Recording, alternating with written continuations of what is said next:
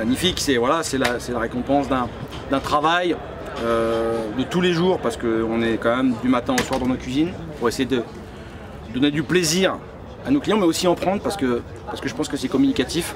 Donc voilà, c'est une élection qui est bien sûr qui a été votée par nos pairs, donc c'est magique. C'est-à-dire que la profession a vu toute l'abnégation, tout le travail qu'on met dans nos assiettes et l'authenticité de nos plats, à travers des fois une simplicité mais avec beaucoup de recherche. Donc voilà, je suis extrêmement ravi pour l'ensemble des équipes. C'est magnifique pour moi aussi parce que bien sûr c'est un titre personnel puisqu'il y a mon nom dessus, mais on pourrait mettre tous les noms de ma brigade derrière et tous les noms de la salle derrière, bien sûr. L'idée moi de ma démarche, c'est en fait de ne pas trop y penser, et de continuer à performer, de trouver des choses intéressantes et de mieux comprendre ce qui se passe à travers un aliment, à travers les températures, les textures, les jeux de chaud-froid, enfin voilà, de comprendre davantage ce qu'on fait, pas à travers des artifices, mais à travers des convictions qui sont liées à une grande réflexion. Donc voilà, et donc on grandit comme ça et on a encore plein de choses à comprendre, parce que finalement la cuisine c'est une espèce de mélodie sans fin et on peut accorder tellement de notes les unes avec les autres. Donc en fait on est au début, le travail qu'on a à faire aujourd'hui il est collectif pour que demain ça soit mieux en fait. Voilà. Je suis pas nombriliste, je suis pas fou, c'est pas le travail d'un seul homme. Évidemment, on est trop nombreux pour penser que je suis le seul à pouvoir amener ces 3 étoiles tout seul. Il y a monsieur Charial qui me donne les moyens. Alors c'est pas un puits sans fond, c'est une maison de famille. Donc ce qu'on fait, on le fait avec réflexion, mais en tout cas c'est surtout un travail collectif. Alors je peux pas m'attribuer moi ces 3 étoiles. Évidemment il faut un porte-parole pour les porter, et c'est moi, mais à travers forcément un grand collectif de grands passionnés et d'amis, parce que c'est des gens qui m'entourent depuis des années. Donc ils sont là avec moi. Alors des fois on a des accrochages, on peut être pas d'accord, mais c'est ça qui crée aussi la diversité de nos cuisines.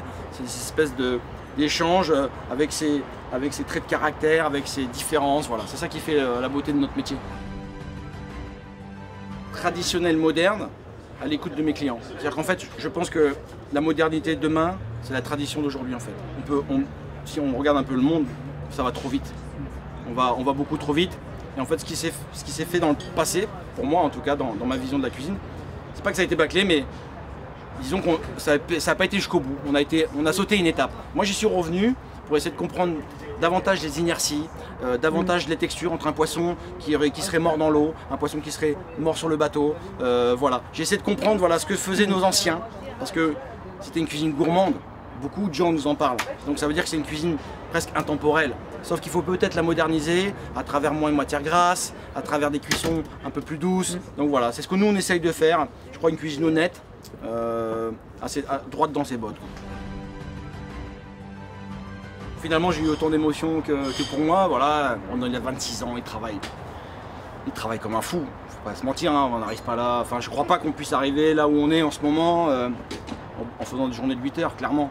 On travaille comme des fous d'arrache-pied et on se dit tous les jours qu'on doit faire mieux faire, tous les jours. Même un plat qui pourrait être là depuis... Non, qu'est-ce qu'on peut faire encore pour l'amener un peu plus loin? Est-ce qu'il ne faut pas enlever quelque chose? Peut-être des fois parce que ça sert à rien. Et donc voilà, avec Brandon, on a un échange parce que Brandon, je l'ai amené dans mon univers un peu. Donc on a encore plein de choses super intéressantes à venir, mais vraiment. Mais ça va prendre du temps parce qu'il y a quelque chose qu'on travaille et ça va prendre 5 ans. Donc voilà, et on ne le dira pas tout de suite. On a élargi tous les potagers, on a les cochons, les poules. C'est ça. Ça c'est pour moi, c'est juste pour montrer un peu semer des graines, mais pas que des graines de légumes, aussi semer des graines d'idées pour mes gars. Parce que plus tard c'est eux qui vont reprendre le flambeau. On a beaucoup de travail à faire pour inverser un peu la vapeur de ce qui se passe aujourd'hui. Voilà, il faut qu'on revoie notre alimentation, le gaspillage, le civisme, c'est quelque chose qu'on peut changer rapidement. Donc moi mes gars je les sensibilise à ne pas jeter leurs cigarettes par terre, à faire attention au tri. Voilà, moi je ne veux pas faire la morale parce que je suis loin d'être parfait, mais en tout cas si on peut être un peu meilleur chaque jour c'est bien. Mon projet au jour le jour c'est d'être heureux, voilà, d'essayer de laisser quelque chose, une empreinte pour les cuisiniers à venir, mais aussi pour mes enfants. Donc on doit aussi travailler hors de nos cuisines pour amener quelque chose de, j'ai envie de dire un monde meilleur, c'est un peu idyllique, hein, mais de la façon où ça va et la vitesse où ça va, il faut quand même qu'on ait conscience. Aujourd'hui, il faut travailler dur pour inverser la tendance, quoi. C'est plein de sentiments mêlés. Vous avez 3 étoiles, évidemment, c'est dingue. Je pense à ma mère, je pense à mon père, je pense même à mes professeurs. Certains disent tu seras un bon à rien, tu n'y arriveras pas. Donc voilà, je me dis voilà, avec de la persévérance, de la croyance et un peu de positive, un peu, enfin, faut croire un peu en soi des fois pour avancer. Voilà, on arrive à faire des bonnes choses. Et puis le Covid arrive. Et je le savais moi, enfin, je ne vais pas faire le mec qui sait, mais je savais que ça allait arriver un jour ou l'autre. C'était déjà écrit, on voit bien, il n'y a plus de frontières. La France c'est un département, l'Europe, j'ai envie de dire une région, le monde est devenu un pays. On change de continent en même pas une journée, en demi-journée, donc tout va très très vite. C'était, je crois, impossible d'échapper à ça. Maintenant, on sait ce qui peut se passer, j'espère qu'on travaillera dans le bon sens, j'espère qu'on arrivera à retravailler l'alimentation, le transport. Il y a beaucoup de choses à changer hein, et on ne peut rien laisser de côté, hein. Il va falloir qu'on soit bon. Moi je ne sais pas s'il y a des parcours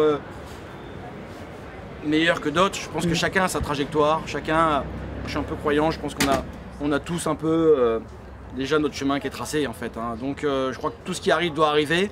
Voilà, moi je dirais aux jeunes de croire en eux, d'aller au bout de leurs rêves et puis de faire attention un peu aux autres, voilà, qu'on soit plus liés les uns aux autres, qu'on regarde moins un peu nos chaussures et qu'on lève un peu la tête pour voir ce qui se passe à droite à gauche.